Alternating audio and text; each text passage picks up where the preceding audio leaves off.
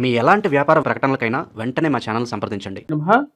రాబోతున్నటువంటి అక్టోబర్ నెలలో తులారాశి వారికి ఎలా ఉంటుందని చూద్దాం. తులారాశి వారికి అక్టోబర్ నెల సానుకూలమైనటువంటి ఫలితాలతో పాటు కొన్ని మిశ్రమమైనటువంటి ఫలితాలు కూడా గోచరిస్తూ ఉన్నాయి. ఎందుకంటే అక్టోబర్ నెలలో గురుగ్రహ మార్పుల సంచారం అనేది ఉంది.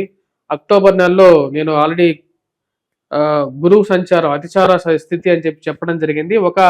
ఈ యొక్క రాబోతున్నటువంటి 1938లో జరిగినటువంటి స్థితి ఇప్పుడు 2025లో కూడా స్టార్ట్ అయింది. గురువు అతిచార స్థితి రాబోతున్నటువంటి 8 సంవత్సరాలు గురువు రెండు రాశుల్లో ఉంటూ ఉంటాడు.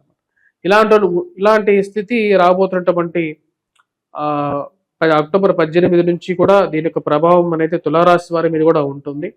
భాగ్యస్థానంలో సంచారం చేస్తున్నటువంటి గురువు రాజ్యస్థానంలోకి రాబోతున్నాడు. కాకపోతే 1-2 నెలల పాటు దీని యొక్క ప్రభావం అనేది ఉంటుంది. దీని గురించి సపరేట్ వీడియో కూడా చేయడం జరిగింది. కావాలంటే మీరు ఛానల్లో చెక్ చేసుకోవచ్చు. రాశిలో ఉండేటువంటి వారికి ముఖ్యంగా అక్టోబర్ నెల అనేది సానుకూలమైనటువంటి ఫలితాలతో కొంచెం స్టార్ట్ అవుతుంది. ముఖ్యంగా వచ్చినప్పటికీ దూర ప్రాంత ప్రయాణ సంబంధితమైన విషయాలు కొన్ని ముడిపడతాయి. అదేవిధంగా బంధువులు స్నేహితులతో కలవటం, మానసికమైనటువంటి సంతోషంగా గడపటం అనేది జరుగుతుంది. ఈ రాశిలో ఉండేటువంటి వారికి శుక్రుడు యోగకారకమైనటువంటి స్థితిలో ఉన్నాడు. ఫైనాన్షియల్ గా ట్రాన్సాక్షన్స్ జరగటం, రొటేషన్ అనేది సానుకూలపడటం అనేది ఒక మంచి పరిణామంగా చెప్పొచ్చు. ఈ రాశిలో ఉండేటువంటి వారికి షష్టముల సంచారం చేస్తున్నటువంటి శని యోగకారకమైనటువంటి ప్రశాంతమైనటువంటి జీవితాన్ని ఇవ్వగలుగుతున్నాడు. ఈ రాశిలో ఉండేటువంటి వారు దుబారా ఖర్చు విషయంలో జాగ్రత్తగా ఉండాలి. కావలసినటువంటి వరకే డబ్బు ఖర్చు పెట్టడానికి ఎక్కువగా ప్రయత్నం చేయాలి. అనవసరమైనటువంటి వృధా ఖర్చుని దుబారా ఖర్చుని తగ్గించుకోవడానికి ఎక్కువగా ప్రయత్నం చేయండి. దుర్జన సాంగత్యం, అనవసరమైనటువంటి వారితో అంటే ఎవరైతే దుర్జనులు ఉంటారో వారితో సావాసము అనవసరము, అదేవిధంగా వారితో విరోధము మనకు అనవసరంగా చెప్పడం జరుగుతుంది. అదొక సూచనగా చెప్పడం జరుగుతుంది. ఈ రాశిలో ఉండేటువంటి వారు ముఖ్యంగా మోసపూరితమైనటువంటి మాటలు అనేది నమ్మద్దు. అనవసరమైనటువంటి కోపతాపాలకి దూరంగా ఉండాలి. ముఖ్యంగా వైవాహిక జీవితంలో జీవిత భాగస్వామితో సత్సంబంధాల విషయంలోనూ ప్రేమ సంబంధితమైన విషయాల్లోనూ జాగ్రత్తలు అనేవి తీసుకోవాలి. జన్మరాశిలో కుజగ్రహ సంచారం అనేది జరుగుతుంది. దీని యొక్క ప్రభావం అనేది ఈ రాశి వారికి ముఖ్యంగా ఈ యొక్క విషయాల మీద ఎక్కువగా ప్రభావం అనేది ఉంటుంది. రాశిలో ఉండేటువంటి వారు ఆ విషయాన్ని గమనించాలి. అదేవిధంగా రాశిలో ఉండేటువంటి వారికి శుక్రుడు యోగకారకమైనటువంటి స్థితిలో ఉన్నాడు.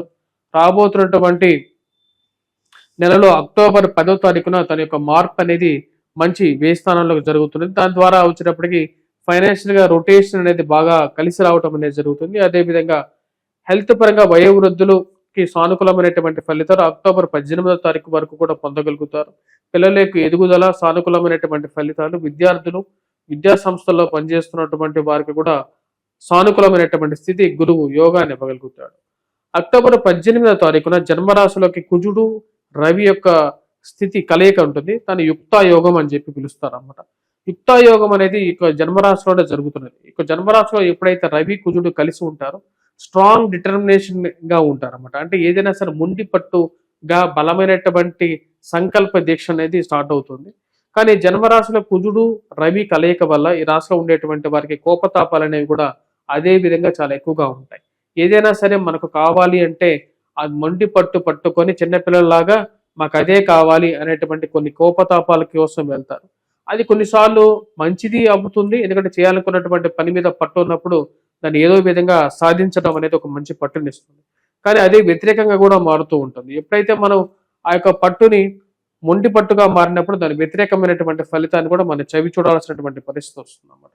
కాబట్టి ఆ విషయంలో జాగ్రత్తగా ఉండండి. అదేవిధంగా వైవాహిక జీవితంలోనూ ఈ కోపతాపాల వల్ల రిలేషన్షిప్స్ లోనూ దాని యొక్క ప్రభావం అనేది ఉంటుంది. రాశిలో ఉండేటువంటి వారు ముఖ్యంగా గురువు యొక్క సానుకూలమైనటువంటి స్థితిలో 18వ తారీఖు వరకు ఉంటాడు. రాజ్యస్థానంలోకి ఎప్పుడైతే గురువు యొక్క మార్పు జరుగుతుందో 3/4% వచ్చినప్పటికీ సానుకూలమైనటువంటి ఫలితాలు తక్కువగా ఇస్తాడు. 1/4 వంతు సానుకూలంగా ఉండేటువంటి స్థితిలోకి గురువు యొక్క మార్పు 18వ తారీఖున మారుతున్నాడు. దాని యొక్క ప్రభావం అనేది రాశిలో ఉండేటువంటి విద్యార్థుల మీద, విద్యా సంస్థల్లో పనిచేస్తున్నటువంటి వారి మీద కూడా ఉంటుంది. కాబట్టి ఆ విషయాన్ని గమనించండి. అదేవిధంగా వయోవృద్ధులు కూడా కొంచెం ఆరోగ్యపరంగా జాగ్రత్తలు తీసుకోవాలి.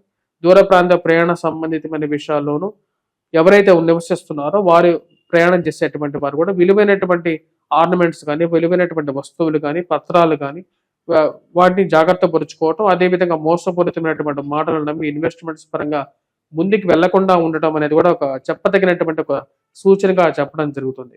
ఈ రాశిలో ఉండేటువంటి వారు ముఖ్యంగా వచ్చేటప్పటికి నూతన ఉద్యోగ ప్రయత్న సంబంధితమైన విషయాల గురించి ప్రయత్నం చేయాలని చెప్పి ఎక్కువగా మార్పు చేర్చుకోవాలని చెప్పి ఎక్కువగా ప్రయత్నం చేయాలని చెప్పి చేసేటువంటి వారికి కొంచెం సానుకూలమైనటువంటి ఫలితాలు రావడానికి కారకంగా ఉంటుంది. జన్మరాశిలో సంచారం చేస్తున్నటువంటి కుజుడు రవి వల్ల వచ్చినప్పటికీ లాభం కన్నా వచ్చినప్పటికీ వ్యాపార పరంగా ఖర్చు అనేది కొంచెం ఎక్కువగా ఉంటుంది. లిటిగేషన్ వ్యవహారాలకి, భూ సంబంధితమైనటువంటి లిటిగేషన్ వ్యవహారాలకి, అలాంటి విషయాలకి దూరంగా ఉండండి. అనవసరమైనటువంటి వారికి డబ్బులు అప్పు ఇవ్వకండి. ఎందుకంటే కుజుడు రవి ఇద్దరు కలిసి జన్మరాశిలో సంచారం చేస్తున్నారు. దాని ప్రభావం అనేది ఒక్కోసారి నెగిటివ్గా ఎక్కువగా ఉండే విధంగా ఉంటుంది. కాబట్టి ఈ నియమాలు పాటించండి. రాశిలో ఉండేటువంటి వారు ముఖ్యంగా భూ సంబంధితమైన విషయాల్లో ఇన్వెస్ట్మెంట్ చేయాలనుకునేటువంటి వారు మటుకు కంపల్సరీగా భూ సంబంధితమైన విషయాల్లో ల్యాండ్ రిలేటెడ్ డాక్యుమెంట్స్ ని 1-2 సార్లు చెక్ చేసి ముందుకు వెళ్ళండి. ఎందుకంటే రాశిలో ఉండేటువంటి వారికి గ్రహస్థితి అక్టోబర్ 18 తర్వాత నుండి అంత సానుకూలంగా లేదు. ఎందుకంటే గురువు కూడా రాజ్యస్థానంలోకి మారుతున్నాడు. అదేవిధంగా అదే సమయానికి రవి కుజుడు జన్మరాశిలోకి సంచారం చేస్తున్నాడు. దాని యొక్క ప్రభావం అనేది ఉంటుంది. రొటేషన్ పరంగా ఉద్యోగ పరంగా చేస్తున్నటువంటి వాటిలో పెద్ద మార్పులు రావడానికి కారకంగా ఉండదు. కాకపోతే తీసుకునేటువంటి నిర్ణయాలు ఏవైతే ఉన్నాయో అంటే వ్యాపార పరంగా కానీ ఉద్యోగ పరంగా కానీ 18వ తారీఖు తర్వాత నుండి తీసుకునేటువంటి నిర్ణయాల విషయంలో ఇన్వెస్ట్మెంట్స్ పరంగా కానీ పెద్ద భారీ ఇన్వెస్ట్మెంట్స్ పరంగా కానీ జాగ్రత్తగా ఉండండి. ఇన్వెస్ట్మెంట్స్ పరంగా జాగ్రత్తలు తీసుకొని ముందుకు వెళ్ళండి. అనవసరమైనటువంటి భారీ ఇన్వెస్ట్మెంట్స్ స్పెక్యులేషన్స్లో కూడా ఇన్వెస్ట్మెంట్స్ విషయంలో ముందుకు వెళ్ళొద్దు. జాగ్రత్తలు తీసుకోవాల్సినటువంటి ముఖ్యమైనటువంటి సూచన. విద్యార్థులు విద్యా సంస్థల్లో పనిచేస్తున్నటువంటి వారు ముఖ్యంగా మ్యాథమెటిక్స్ మీద కొద్ది జాగ్రత్తలు అనేవి తీసుకోవాలి. పోటీ పరీక్షల కోసం ప్రిపేర్ అవుతున్నటువంటి వారికి అక్టోబర్ నెలలో ఎలా ఉంటుంది అనేది నేను ఆల్రెడీ చెప్పడం జరిగింది. మీకు గురువు అతిచార స్థితి అనేటువంటి వీడియోలో దీని గురించి గురువు అతిచార స్థితిలో జరుగుతున్నప్పుడు దాని యొక్క ప్రభావం ఎలా ఉంటుంది అనేది కూడా నేను క్లియర్గా చెప్పాను. రాశిలో ఉండేటువంటి వారు సంతాన ప్రాప్తి గురించి ప్రయత్నం చేస్తున్నటువంటి వారు, ఎందుకంటే రాహు పంచమంలో ఉన్నాడు, దాని యొక్క ప్రభావం అనేది ఉంటుంది. జన్మరాశిలో కుజగ్రహ సంచారం కూడా జరుగుతుంది. కానీ ఈ రాశిలో ఉండేటువంటి వారు బంధువులు స్నేహితులతో గడిపి కొంచెం ఉల్లాసంగా ప్రశాంతంగా జరిగేటువంటి ఒక మాసంగా కూడా ఉంటుంది. పెద్ద పెద్ద డెసిషన్స్ తీసుకునేటప్పుడు కంపల్సరీగా మీ యొక్క పర్సనల్ జాతకాన్ని 1-2 సార్లు చెకప్ చేసుకోండి. తులారాశి వారు కంపల్సరీగా.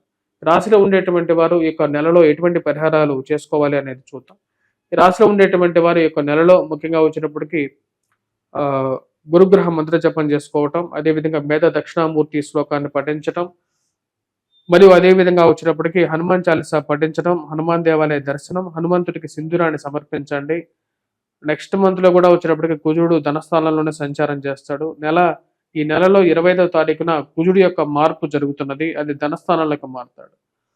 దాని యొక్క ప్రభావం కూడా వచ్చేటప్పటికి అంత సానుకూలంగా ఉండదు. కాబట్టి రాశిలో ఉండేటువంటి వారు ఆ యొక్క పరిహారం కూడా చేసుకోవాలి. హనుమంతుడికి సింధూరాన్ని సమర్పించి ఆ యొక్క సింధూరం నుంచి కొంత సింధూరాన్ని తీసుకొని ప్రతినిత్యం పెట్టుకోండి. అదేవిధంగా ఆశ్వీజ మాసం అంటేనే అమ్మవారికి చాలా ప్రీతికరమైనటువంటి మాసం. లలిత అమ్మవారు లలిత సహస్రనామ పారాయణం చేసుకోండి. లలిత సహస్రనామం పారాయణం చేసుకుంటే ఏ దేవీ దేవతలను కూడా పూజించాల్సిన అవసరం లేదు. ఎందుకంటే అందరూ అమ్మవారిలోనే ఉంటారు. మీరు సపరేట్గా వారాహిదేవిని కూడా పూజించాల్సిన అవసరం లేదు. ఎందుకంటే వారాహిదేవి అమ్మవారి యొక్క రథానికి పాలకురాలి. ముఖ్య దేవత ఎవరు అంటే లలితాదేవి. కాబట్టి లలితాదేవిని పూజిస్తే చాలు, ఇంకెవ్వరిని పూజించాల్సినటువంటి అవసరం ఉండదు. స్వస్తి.